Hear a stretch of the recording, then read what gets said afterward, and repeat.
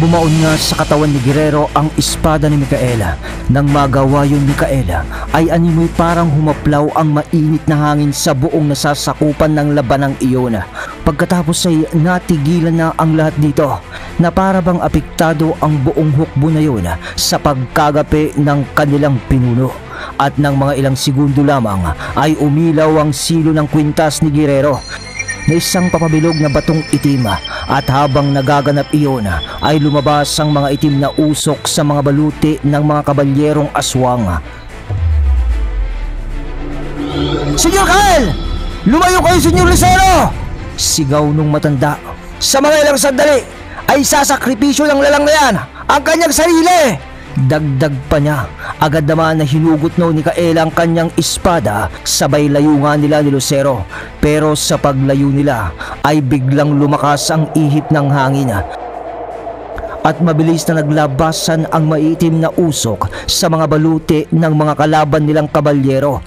Ganun din ang nangyari sa mga kalaban ni Ingkong sa taas. Lumipad doon ng napakabilis ang itim na usok na yun papunta kay Guerrero. At yung naiiwan na baluti ng mga yun ay nalalaglag na lamang sa lupa na wala ng laman na nilalang. At pag natanggal na ang nakasakay na kabalyerong aswang sa itim na kabayo nito, pati naman yung kabayo ay nalulusaw na rin sa isang itim na usok at sumusunod na pumaparoon kay Guerrero, dahil ang nagaganap naman sa kinatatayuan noon ni Guerrero ay hinihigop ng batong silo na kanyang kwintas ang napakaraming usok na itim. Yung para bang sumasanib sa kwintas na ito ang mga nalulusaw na katawan ng buong hukbo, pati ang kanilang mga itim na kabayo. Mabilis ang mga naging kaganapang iyon na ilang minuto lamang ay naubos na ang buong hukbo ni Guerrero sa pagpasok ng mga yon sa kwintas nitong silo. Samantala ay nung nakalayo na si Kael at Lucero ay sinamahan naman sila ni Ingkong noon. Ngunit bagaman sabay na silang tatlo noon sa paglayo, ay nung nalingon nila si Guerrero ay umiilaw na ang mga mata nito, pati ang bunganga noon, na para bang may nangyayari na hindi maganda sa loob ng katawan nito. "Humanda kayo! Humanda kayo sa mangyayari!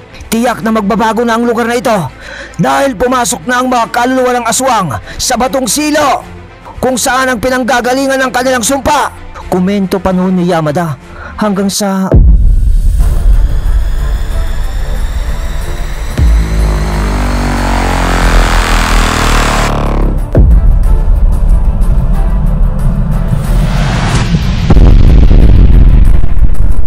bigla na lamang sumabog ang katawan ni Guerrero, kasabay ng isang napakalakas na bugso ng hangin na kumalat sa buong lugar na iyon.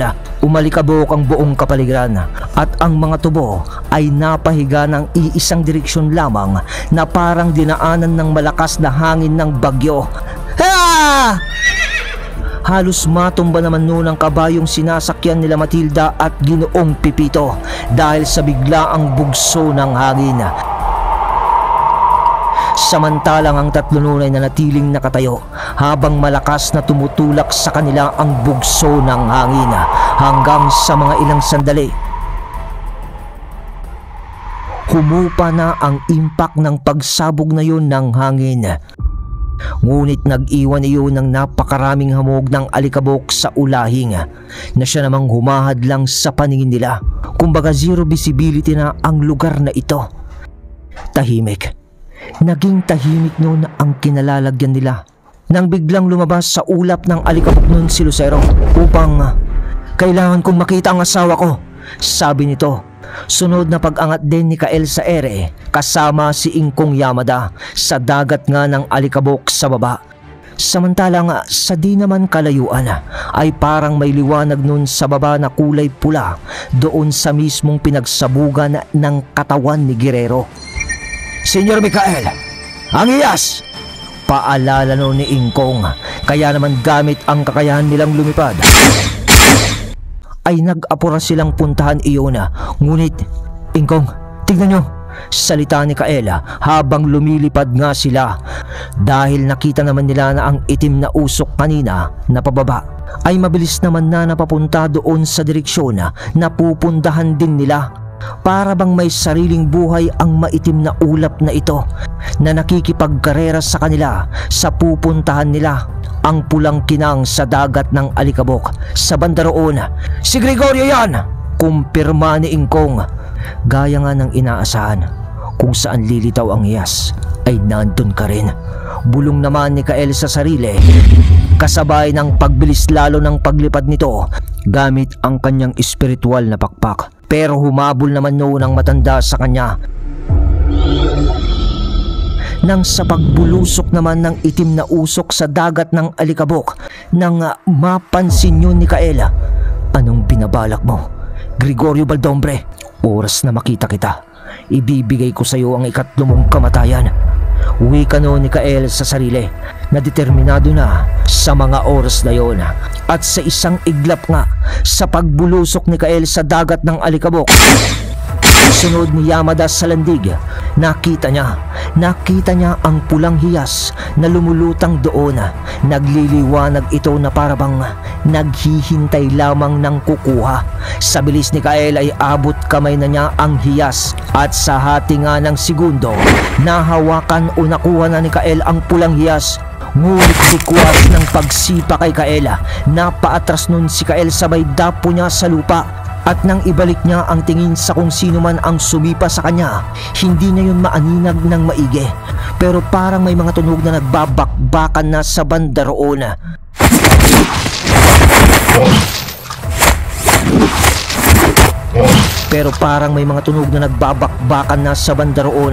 Kaya naman ang ginawa ni Kael ay baon niya ng kanyang espada sa lupa at sabi niya ng liwanag ng langit, burahin ang daya ng Alikabok. Sa huling sambit niya ng salita, bumugso ang hangin na siyang nagtulak sa mga Alikabok upang mabura sa kinalalagyan nila. Kaya naman doon ay nakita niyang nakikipaglaban naman na si Ingkong sa isang dato. Naalala niyo, si Dato Marikdan, nandito siya at kabunuan na niya ang pangil ng kanluran. Ibig sabihin ay nandito rin si Gregorio. Agad na binunot naman ni Kael ang kanyang espada sa lupa nang makita niyang biglang lumitaw sa mga Alikabok na napupunas ng hangin ang lupon ni Dato Marikdan. Ang mga tigburok na aswang ay nandito nga. Agad naman na inilunsad ni Kael ang isang pag-atake sa mga yon at sabi pa niya ng hindi na kayo nagtanda. Salita niya at bulong niya ng kakayahan ng maestro. Kadena, langit, hawiin ang kalaban ng iyong paghampas. Iwinasiwas noon ni Kael ang kanyang espada na parang mabagal sa direksyon ng hukbo ng mga tigburok. At doon ay isang imahe ng gintong kadena na napakahaba na parang nakadugtong sa espada ni Kael na siya na ring humampas ng malakas sa mga tigburok.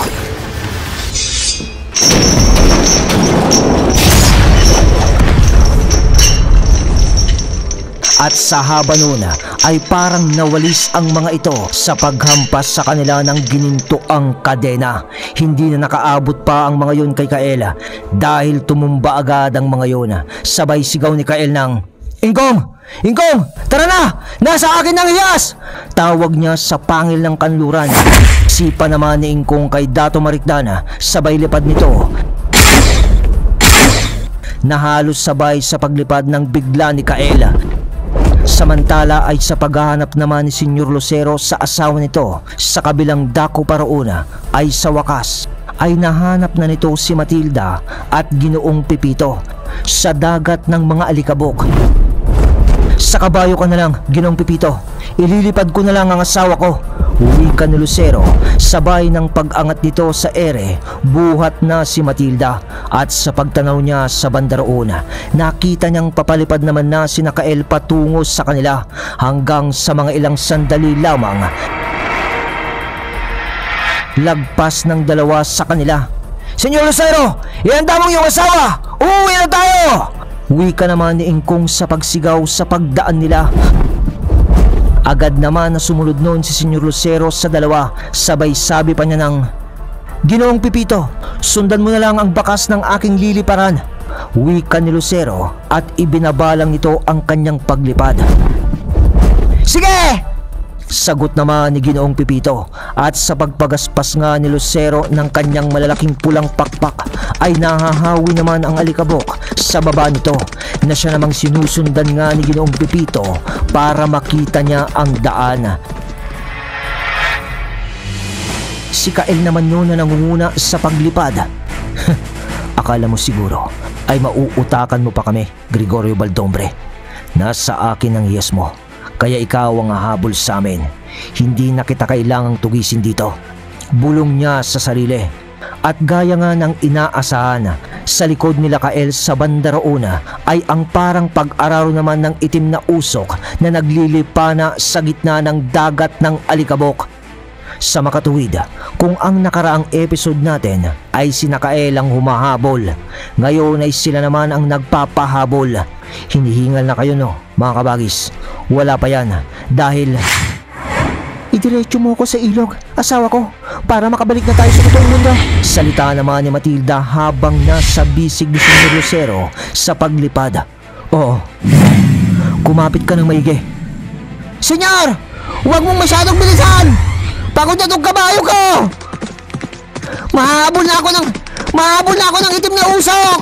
Sigaw naman ni Ginoong Pipito sa baba ni Senyor Lucero, kasi ay medyo nahuhuli na nga siya ng gulat naman ni Ginoong Pipito dahil biglang dinagit na lamang siya noon ni Ingkong mula sa kabayo niyang tumatakbo.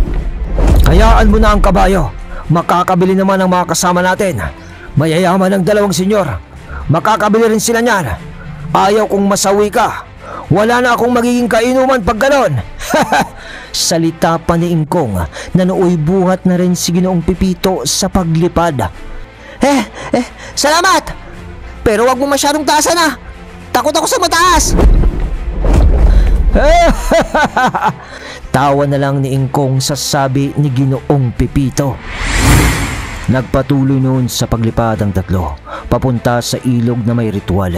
Ngunit nang lumaon ay pinauna na ni Kaela ang may dalawang buhat, si Lucero at Yamada, ang dalawang salandig, at sa pagbulsa ni Kael ng hiyas, nanatili itong nakalutang sa ere habang inaabangan ang pagdating ng itim na usok na alam naman niyang ginawa lang na pantakip ni Gregorio sa kanyang sarili upang di siya mapatay muli ni Kael. Sige, Gregorio, lumapit ka. Tignan natin. Uwi ka pa ni Kaela habang nagbabadya na ang pagdating na usok na may kasama sigurong ibang nilalang. At kung tatanawin mo naman ang baba ni Kael noon, ay makikita mo ang nagkalat na mga abo at alikabok na animoy isang naglaho ng bayan ang iniwan ng pagsabog. Ang mga katawan ng mga dating kabalyerong aswang ay pawang nawala na lamang o naging abo. Samantala, habang inaabangan ni Kael ang paglapit ng itim na usok sa kanyang tapat, para nga maharangan ito sa kung sino man ang lalang na nandoon, dahil sa kailangan nga ni Matilda ng oras o minuto upang makalabas na sila sa dimensyon ng ulahing. Ibinaba na noon si Senyor Lucero si Matilda sa itim na ilog kung saan hindi lumulubog ang kanyang asawa. At doon ay nag-umpisa na itong mag-utib ng mga salitang galing naman sa karunungan ng salamangkang itim ng kanilang pamilya. Habang pinapanood siya nila Ginoong Pipito at Yamada, kasama na rin si Lucero, ay bigla na ngang umihip na naman ang malakas na hangin sa itim na ilog. Hanggang sa mga ilang sandali pa ay bumaliktad na ang agos ng ilog na umayon na sa ihip ng hangin. At habang nagaganap na iyon, ay unti-unti namang bumababa na nun si Kael sa lupa dahil sa paglapit ng itim na usok o ulap sa baba. Kasi nga ay unti-unti na ring napupukaw nun ang mga alikabok sa paligid. At doon ay makikita mo na ang malawak na tubuhan ay nakahiga na lang sa lupa ang mga tubo na natatakpan na ng mga alikabok. Pero nang malapit naman na kay Kael ang usok na itim, ay tumigil ito at nagtipon ulit. Inihanda na ni Kael ang kanyang espada at hawak niya ng mahigpit sa puluhan nito nang nagulat si Kael nung parang bumigat ang itim na usok. At bumagsak ito na parang paglubog sa lupa kasabay ng medyo pagyanig pa nito. Alam niyo yung parang inabsorb ng lupa yung usok na itim. Nang unti-unti ay umangat naman na ang mga pinaghalong abo ng mga kabalyerong aswang at ang alikabok ng lugar at muling nagtipo ng mga baluti nito na nagkalat sa paligid. At sa mga ilang sandali pa ay nabuo ulit ang hukbo ng mga kabalyerong aswang. At sa paglitaw pa ng mga sumisingaw naman na itim na usok mula sa lupa ay ang pagpapakita naman ng hukbo ng mga tigburok. Pero sa mga sandaling yun, ang kanluran ay ang silangan at ang silangan ay ang kanluran. Wika ni Matilda sa ibabaw ng ilog kasabay ng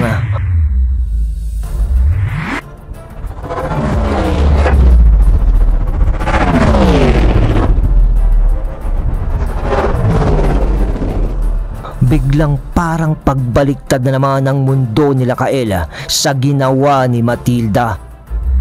At habang bumabaliktad na ang mundo nila ay nagsimula namang umatake na ang mga kabalyerong aswang at mga tigburok. Wala namang pag-aalinlangan nun si Kael na harapin ang mga ito sapagkat hinihintay pa nga niya ang pagpapakita ni Gregorio. Kaya nga't habang bumabaliktad ang dimensyon na iyon, tagpas ni Kael ng kalaban na lalapit sa kanya. Sa naglalagablab nitong dibinong aura ay kumilos ito ng napakabilis. Sa bawat pagdaan niya sa mga kalaban ay ang pagbabalik ng mga yon sa pagiging alikabok o abo dahil sa tindi ng dibinong aura ng espadang kidlat ni Kael. At sa hulihan ng mga minuto, hindi na pinatagal pa ni Kael ang laban at ginamit nito ang atake ng Photom Eternum. Walang hanggang tadhana sa kapangyarihan ng anim na maestro. Hatol ng liwanag at dilim, pagsiklab ng apoy, yelo ng kamatayan, hagupit ng hangin, pagguho ng lupa, anino ng gabi at kidlat ng langit. Hatol na itinakda, walang hanggang pagkawasak sa kapangyarihan ng Ama.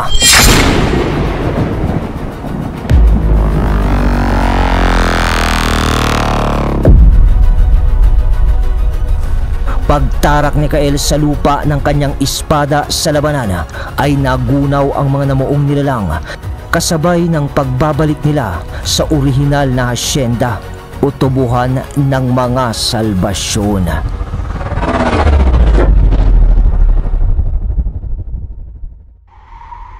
At nakita na lamang noon ni Kael ang kanyang sarili na nakatayo na sa gitna ng daan, sa gitna ng malawak na tubuhan.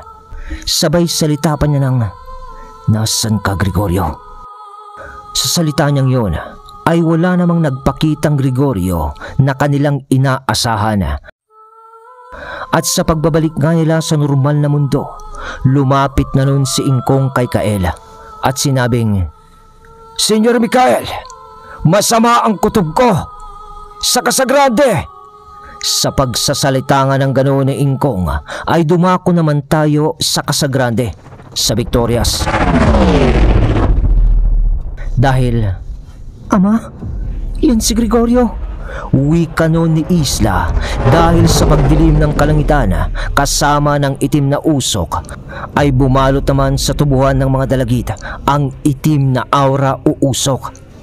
"Isla, anak, ang lahi mo, isumun mo na." Wika noon ni Senyor Amador kasabay ng paglabas ni Gregorio sa kanilang lupain. Papadilim na ang paligid at papalapit na rin si Gregorio sa Casagrande sapagkat nandito siya dahil alam natin na nandito si Camila. Nasa Casagrande ang isang hiyas. Hinugot na noon ni Senyor Amador ang kanyang bakos na banal. "Akala mo siguro kayang-kaya mo kami na nandito? Talagang iniwasan mo pa ang anak ko." Bulong ni Senyor Amador sa sarili kasabay ng pagpapalit ni Isla bilang sinaunang gabunan. at alulong na nito.